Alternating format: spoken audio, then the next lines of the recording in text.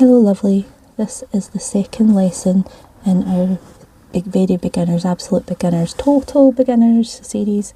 Last time I talked about how to hold your hook, how to hold your yarn, and how to make a slip knot and a chain stitch. This time I'm going to be talking about how to make a single crochet. Now before I get started, I'll just explain the term single crochet really quickly. So in the US they call this stitch the single crochet. In the UK it's often called a double crochet. So just make sure when you're following a pattern that you make sure you know whether it's a UK or a US based terminology. You can work either, it's just as long as you know what it's talking about. To get started, that would be fine. In all of my patterns I do follow the US terminology, but I also always have the terminology for the UK included as well, so that you can all follow no matter what kind of terms that you use. Okay, so now that is out of the way, let me get started. So last week we made a slip knot and we made some chains. I'm not going to go over that in a lot of detail, because if you are wanting to know how to do that, you can watch the previous video, which I will link as well. Okay, so I'm going to make some chains here just to get started, just a little sample, just a wee sample to get started. 1, 2, 3, 4, 5, 6, 7, 8, 9, 10. I'll do 2 more for luck. That's 12. Okay, so our aim is each time we have a new row we should have 12 stitches on it, and that's very crucial. We don't want our project to end up being too wide or too short, and we want it to, or too narrow or lumpy or bumpy. We want it to be following a pattern that we have decided, or we're reading, or we're following. Okay, so when I've made 12 chains, the next thing I need to do is I need to make an extra chain for turning. If I don't put an extra chain in to turn, I'm going to get myself all tied up at the start. So the extra chain doesn't count in the stitches. It's just to help me turn my work. So turning my work means that I'm working back along the chain to the start. Okay, so this first, the one that's on the hook, does not count at all. That is the working yarn. And this one here is the one I just chained, which is helping me turn the work and work backwards, so I'm not counting that one. So I go into the next loop and the next chain. So you see the little hole there? We're going to go through it. And from last week, you'll remember, I'll just undo that while I talk to you. You'll remember last week that I was talking about the direction of the hook and how to hold the hook and how to hold the tension in the yarn. So a quick recap: your dominant hand holds the hook, your dominant pointing finger keeps a check on the loops that are on the hook so that they don't slide off, and your non-dominant hand is in charge of holding the tail or the worked chains. Your non-dominant index finger and palm and other fingers that you might want to use are for your tension. When they're working when a stitch has been worked in, your hook is at rest, it will be pointing away from you. When it's in work and you've wrapped the yarn, you've yarned over, it's pointing up to the sky.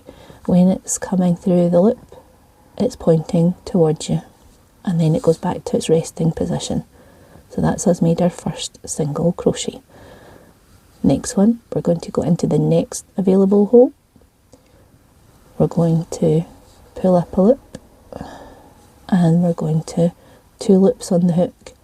We're going to close it. So watch again, we'll put the hook through, grab the yarn, pull through, and then we're going to yarn over again and pull through 2 loops. We've now made our 1, 2, 3 single crochets. So again, insert your hook through the loop, through the hole, grab the yarn, pull through and pull through 2. Insert, pull through 2. I'm just going to adjust my yarn. It's a DK Stylecraft acrylic yarn that I'm using today, just nice and cheap and cheerful. Can't really go wrong with it, especially when you're practicing. I wouldn't recommend going for anything too fancy at the start. Okay, so we're going to insert a hook again, yarn over and pull through, yarn over and pull through 2, and we'll work our way along. There's another one. Okay, so again, remember, hook points away from you when it's at rest, hook points to the sky when it's in work, hook turns towards you when it's almost complete. Non-dominant hand works its way along the stitches to keep a good tension between you and the project. Non-dominant hand works the rest of the tension of the working yarn. Dominant hand works the hook and the working loop. Okay, so we're going to insert, and as I insert you'll notice as well that it's pointing towards me. It rotates, grabs the yarn and works towards me again, pointing away from me when we're finished. Okay, insert, pull through 2, insert. You'll get into a rhythm, and that's all it is. You just practice with a nice rhythm. Let me just check how many stitches I've got before I finish the row. Okay, so you can see that they're nice little repetitive patterns. Okay, so remember how many I had said I had at the start? It was 12 chains plus an extra one for turning. That's not counting. Okay, so 1, 2, 3, 4, 5, 6, 7, 8, 9, 10. I've got 2 left to work. 11 and 12. There we go. That's my first row done. You've made your first row, well done. Okay, again I'm going to chain 1 again, and that's my turning chain. I'm not counting that as a stitch, so I am still going to work into the first stitch. So turn your work, just like you turn your work, you just rotate the piece of fabric that you've made and you're ready to start. So remember, we don't count the bits that were the hook, the bits, the loop that's on the hook. We don't count this one, that's our turning chain. So we're going into the next one, and make sure that your hook goes through both parts of the V-stitch at the top and pull through. That's 1. Insert. Now you can see the 2 loops for the V-stitch.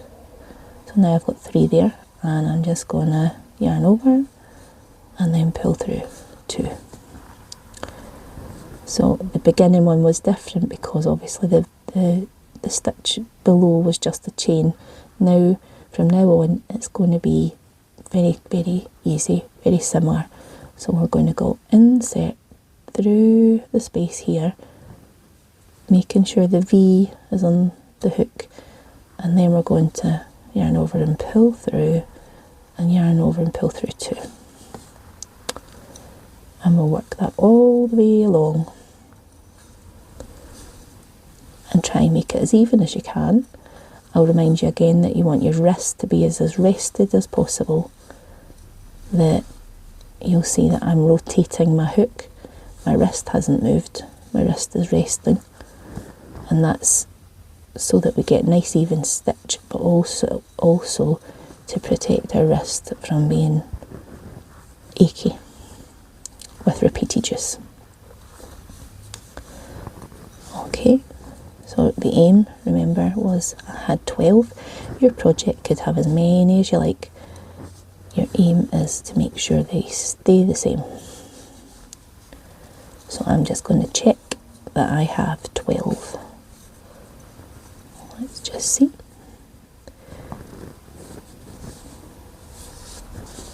I'll try and put it flat for you.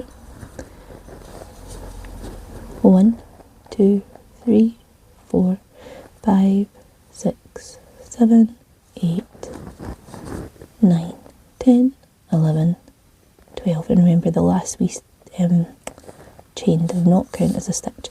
You might find in some patterns the designer will tell you that it does count as a stitch, in which case count it as a stitch and skip the first stitch on the row.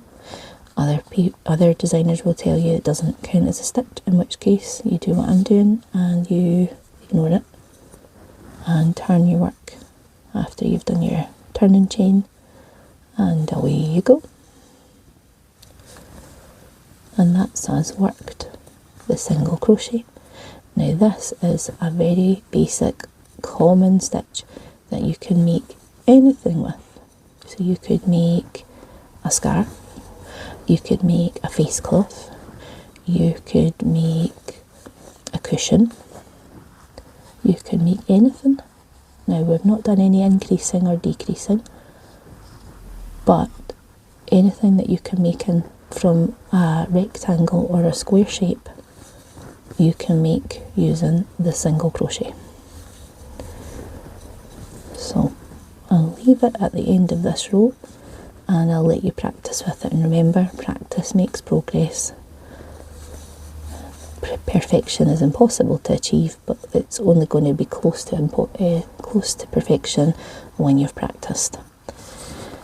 And that's how you work the single crochet. Next time we're going to work on half double crochet and double crochet stitches, just to make different height variations and to help you create more things. So that's very exciting. So if you come back next time and you can watch the next stitch tutorial, I would love to know how you get on, how you've got on so far with the lessons, and if you've got anything else you want to ask me or ask me to cover or ask me to clarify. I'd love to see as well what you've been working on and how you're getting on with it. So leave a note in the comments, get in touch through social media, visit the website, and don't forget to like and subscribe, share, all the usual things, just to help my channel grow and let it reach more crocheters, especially about beginners. Okay, so I'll see you next time. Thanks. Bye, lovely.